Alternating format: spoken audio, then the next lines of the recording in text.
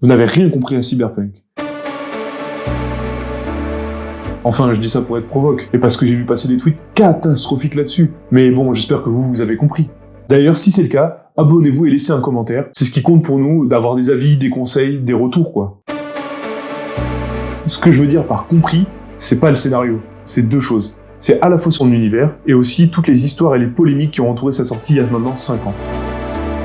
C'est d'ailleurs incroyable. En principe, une sortie ratée, c'est la fin.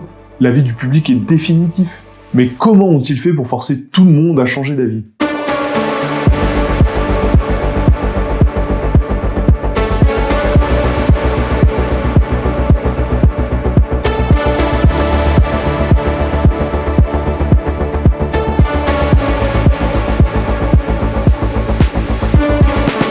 Cyberpunk se déroule dans une super ville du futur, Night City. C'est une ville aux États-Unis mais entièrement indépendante et qui est le théâtre de conflits entre différentes corpos, c'est-à-dire des entreprises assez puissantes pour dominer des États. En gros, ce qui définit l'agenda des enjeux nationaux et internationaux, c'est plus des conflits entre puissances impérialistes comme aujourd'hui, mais seulement les intérêts des entreprises qui se battent pour s'imposer comme monopole dans des secteurs clés, comme l'armement, le pharmaceutique et le médical. Ça a l'air génial. Faut savoir que Night City, c'est pas une ville comme les autres. Il y a un projet derrière. Le fondateur, Richard Knight, sacré nom de con, est en gros une espèce de libertarien. Un libertarien, c'est un mec qui croit au capitalisme, mais de manière un peu radicale. Un peu comme un fondamentaliste religieux, quoi. Donc, pour que le capitalisme marche, il faut retirer toute interférence à la loi du marché. Pas d'État, pas d'organisation politique, pas d'association, pas de syndicat. Juste une addition d'individus indépendants les uns des autres, qui agissent avec pour seul but leur intérêt propre. Et du coup Richard, il aime pas les corpos, parce que leur politique de contrôle de tout, pour conserver leur domination sur les autres, ça perturbe un peu les règles du jeu. Dans la vision libertarienne de l'économie, tout doit rester à petite échelle pour que le jeu, le marché, se déroule bien. Bon, ça vous a sans doute pas échappé, mais tout ça c'est très con, dans le jeu comme dans la vraie vie. Déjà, parce qu'on passe tout notre temps à créer de la solidarité entre nous, et que du coup ça pète totalement leur jeu. En plus, ça se termine toujours pareil, avec une situation de monopole qui met fin au jeu et le remplace par un système où les salariés appartiennent à leur employeur qui a droit de vie et de mort sur eux. Oui, parce que s'il y a qu'un seul employeur et que t'es viré, t'es mort. C'est d'ailleurs exactement ça qui se passe dans Cyberpunk. Si t'es un corpo au début du jeu, quand tu feras une mission, ta corpo, ton employeur, envoie des types pour te buter. Ça remplace l'allocation chômage, quoi. Bon, et pour Night City, le projet s'est bien évidemment rapidement cassé la gueule, parce que des groupes mafieux se sont rapidement constitués. Oui, la mafia c'est une forme de coopération entre personnes, même si les types sont pas sympas. Donc au final, Knight a laissé le contrôle de la ville au corpo, il contrôle tout, et les gangs et les mafias bossent pour eux. Un bon gros équilibre de merde. Mais est-ce que cet équilibre de merde, il serait pas si mal finalement ? Vous trouvez pas que cette ville elle claque ? Bah ouais, il y a des beaux bâtiments, on a des super guns, des lunettes de soleil, on peut pirater tout ce qui bouge. Si je tue 2-3 connards, j'ai plein de blé en échange, et il y a des voitures volantes. Déjà, les voitures volantes, c'est quand même réservé à une certaine élite. La majorité des gens roulent dans des Clio 2 du futur. Et les bâtiments là, vous avez essayé d'aller en dessous ? Il y a des centaines de gens qui vivent entassés dans des poubelles. Je suis sûr que s'il y avait des odeurs, ça puerait. D'ailleurs, rien à voir, mais est-ce que vous avez vu qu'il y a une entreprise qui a sorti un prototype d'écran avec diffuseur d'odeur ? Quelle idée de con quand même ! C'est marrant, mais j'ai pas envie que ça pue la merde à chaque fois que je vois des chiots dans un film. Non, je regarde des films normaux. Voilà, sympa cet univers, hein. Mais est-ce que ça vous donne envie d'y vivre ? Parce que c'est pas censé, hein, au cas où. Enfin, normalement. Quoi ?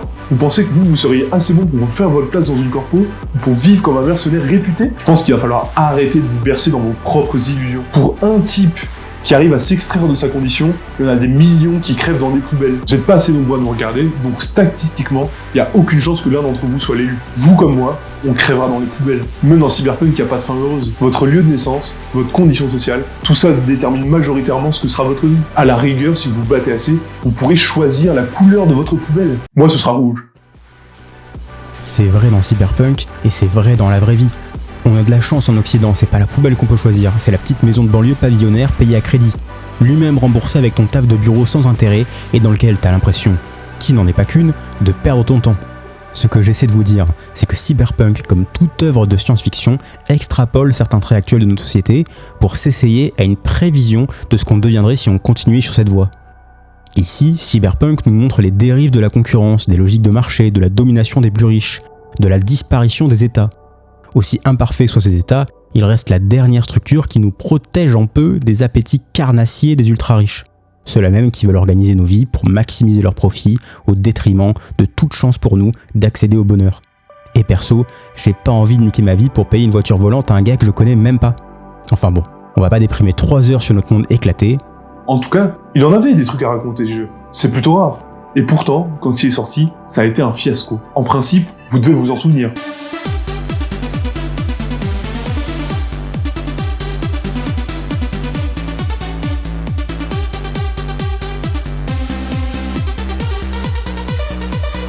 Il y a plusieurs facteurs qui expliquent cet accueil initial très froid. Déjà, c'était absolument buggé. Le jeu est resté plus de 10 ans en développement, mais faut croire que c'était pas assez.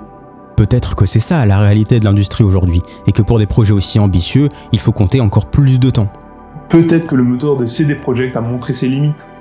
Peut-être que ce choix de sortir le jeu sur les consoles d'ancienne et de nouvelle génération n'était pas le bon.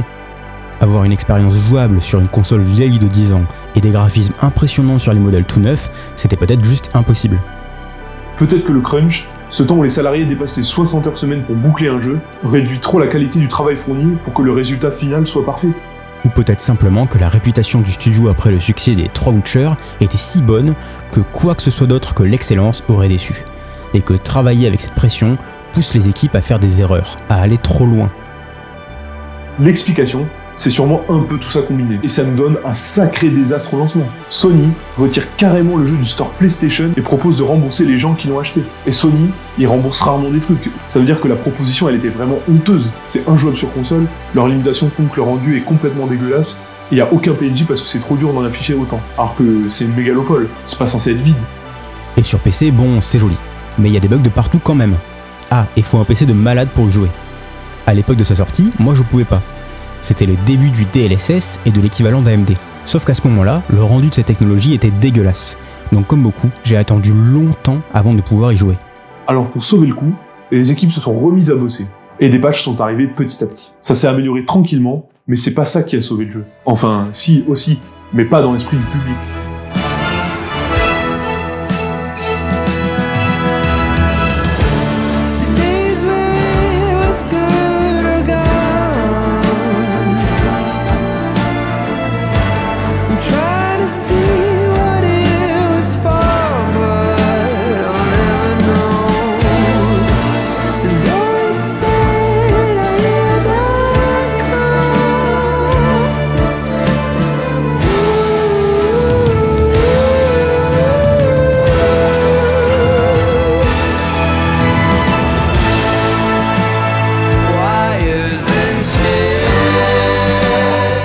Souvent méfiant avec les DLC des gros jeux des AAA. Mais alors là, faut saluer. Grand patron les Polonais. Phantom Liberty est le premier et seul DLC de Cyberpunk 2077 et c'est un chef-d'œuvre. Voilà, je sais pas quoi dire d'autre, c'est incroyable. Ce scénario nous plonge dans une affaire d'espionnage entre États, cité indépendante et Netrunner, en gros des hackers. Comme c'était le cas dans l'histoire principale, le scénario vous place au centre de dilemmes moraux complexes. Dans cette histoire, vous n'êtes pas le personnage principal, vous débarquez dans une intrigue déjà en cours dont vous ne comprenez pas la moitié des enjeux, et devez quand même faire des choix déterminants pour votre vie et celle des autres. Évidemment, il y a un paquet de fins possibles, dont certaines modifient carrément la fin de l'histoire principale. Les personnages ne sont pas caricaturaux, et leur motivation assez complexe. Il y a un grand méchant, évidemment, mais il n'est pas non plus ridicule, et il se retrouve lui-même, bien malgré lui, dans une position difficile. Puis bon, est-ce que c'est vraiment lui le problème dans cette ville ? Je veux pas vous spoiler, mais j'ai besoin de savoir qui vous préférez entre Songbird et Reed. Voilà, et globalement cette vidéo existe parce que j'ai envie que vous jouiez à ce jeu, et surtout au DLC.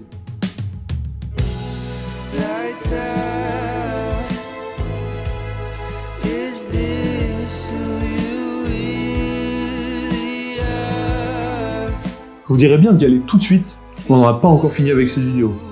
Allez, on y retourne. Pourquoi les gens y sont revenus ? Oui, parce que les gens y sont revenus, et même plutôt largement en fait. Sur Steam, la moyenne du nombre de joueurs a carrément doublé, et ça se maintient depuis la sortie de Phantom Liberty.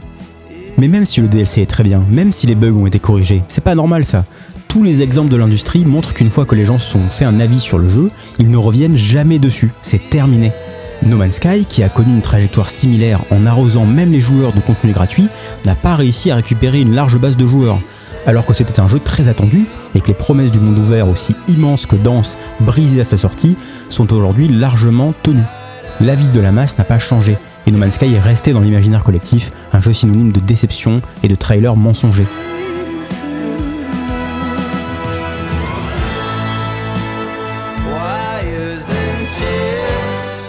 Le très beau Assassin's Creed Shadow a lui aussi déçu, ou en tout cas laissé tout le monde indifférent, et a sorti un DLC pensé pour finir l'histoire principale. C'est honteux d'ailleurs, surtout vu la qualité d'écriture de cette histoire. Je comprends pas pourquoi les deux personnages principaux bossent ensemble. Yasuke il dit oui j'ai rien de mieux à faire, je vais t'aider, mais lis un livre frérot, genre... Un DLC qui reste globalement meilleur que le jeu lui-même, avec une nouvelle zone plus dense que celle de base, un parti pris visuel un peu spooky qui marche bien, un peu bien, une histoire qui, si elle n'est pas plus intéressante que celle du jeu de base, a l'avantage de moins traîner en longueur. Si, c'est un avantage, je vous jure.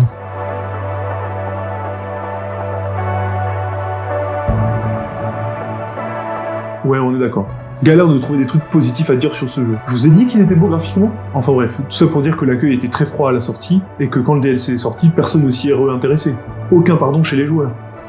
Ah non mais si, ils ont raison, y a pas de souci. Mais alors pourquoi tout le monde a pardonné Cyberpunk 2077 ?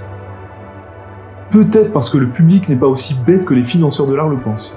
Je m'explique. Vous vous sentez pas un peu méprisé quand Netflix explique qu'il faut produire du contenu qui répète son histoire fréquemment ? Et ils le font parce qu'ils pensent qu'on passe notre temps sur nos téléphones et qu'on est trop con pour comprendre un truc sans qu'on nous l'explique 15 fois. Voilà, ça nous donne une bonne idée de quelle image ont de leur public les financeurs, et ça fait plaisir. Mais si je passe mon temps à regarder Twitter pendant Gladiator 2, c'est parce que c'est de la merde. Y a rien dedans, et ça me gonfle d'avoir gaspillé mon temps pour une production médiocre et bâclée. Voilà, et je suis sûr que c'est pareil pour vous. Le public, c'est pas un conglomérat de gogol, il sait reconnaître ce qui fait la qualité dans une œuvre. Et ma théorie, c'est que Cyberpunk est tellement chargé de qualité qu'on a tous pu les voir à travers le mur de bugs qui les recouvrait à sa sortie. Donc une fois levé, et aussi une fois que la com massive du DLC nous a rappelé qu'il existait, bah tout le monde y est retourné, avec plaisir, pour une fois qu'on se fout pas de notre gueule. D'ailleurs, Gladiator 2, Ridley Scott est un criminel. Bon, et c'est quoi ces qualités si visibles qu'elles auraient poussé tout le monde à revenir sur le jeu ? Déjà, un gameplay à première vue accessible, un FPS standard. Mais là-dessous se cache une incroyable variété de builds disponibles. Vous pouvez être un bourrin intombable, un tireur d'élite au cerveau modifié avec des mains et armes bioniques qui visent pour vous. Vous pouvez devenir un super hacker du futur qui désactive les modifications corporelles des ennemis, pirate les voitures à distance, retourne les robots contre leurs propriétaires ou fait carrément surchauffer le cerveau électronique de dizaines d'ennemis en même temps. La quantité de modifications possibles sur votre corps ou votre équipement est juste géniale. Ça rajoute encore un degré de rejouabilité qui n'était déjà pas ridicule avec les différents choix de scénario que le jeu vous laisse faire. D'ailleurs, ces choix, c'est pas juste des scènes de dialogue, voilà. Encore une qualité qui se voyait déjà sous les bugs. Les choix de mise en scène sont pas paresseux, tout ne se passe pas dans des dialogues en champ contre champ, les choix sont à faire en fonction de vos actions de jeu. Fuir un combat perdu d'avance trop rapidement, bah ça peut condamner vos amis présents à ce moment-là. C'est tout bête, hein, et ça montre peut-être le niveau de la concurrence, mais bon, l'effort est là, quoi. D'ailleurs, je parle de mise en scène, mais au global, la direction artistique, c'est pépite, hein. La ville est belle, dense et mélange intelligemment les styles d'urbanisme. Crasse et luxe s'entremêlent dans un ensemble super organique.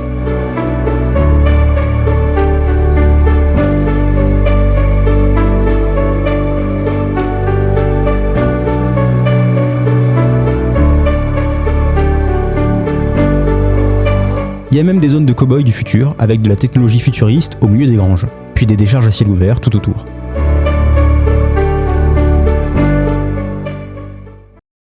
Enfin, tout ça pour vous dire que pour moi, ce qui a fait revenir tout le monde sur le jeu, c'est que les créateurs et les créatrices ont essayé de nous parler à travers lui.